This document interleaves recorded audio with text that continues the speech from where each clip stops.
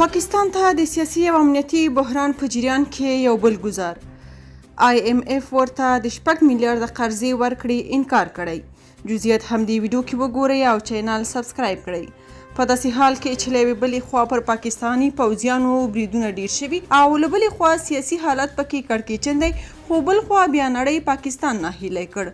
تازه خبر دا دی چې د پیسو نړیوال صندوق پاکستان ته د پور له ورکولو انکار کړی.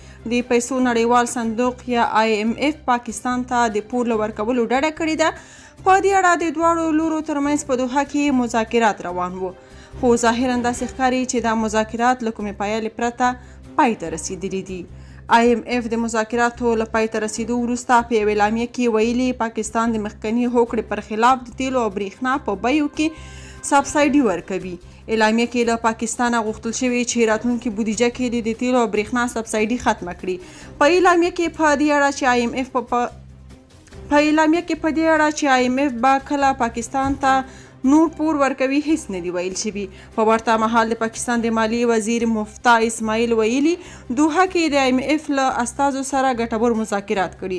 هغه ویلي IMF له هغې سبسایډۍ سره مخالف دی چې د عمران خان حکومت د هوکړې پر خلاف اعلان کړی و.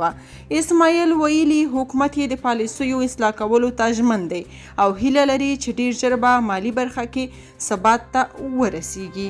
که په دې اړه څه نظر لرئ په کومنټ کې شریک او چینل سبسکرایب کړئ.